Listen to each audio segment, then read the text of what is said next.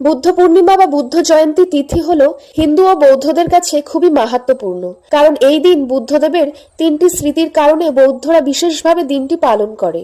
এই বৈশাখী পূর্ণিমার তিথিতে ৬২৩ খ্রিস্টাব্দে গৌতম বুদ্ধ জন্মগ্রহণ করেছিলেন।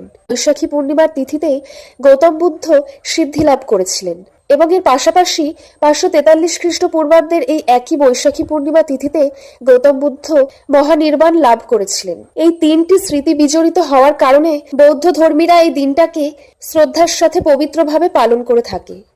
তারা এই দিন সকাল সকাল স্নান করে সূচিবস্ত্র পরিধান করে মন্দিরে গিয়ে বুদ্ধের বন্দনায় রত থাকেন।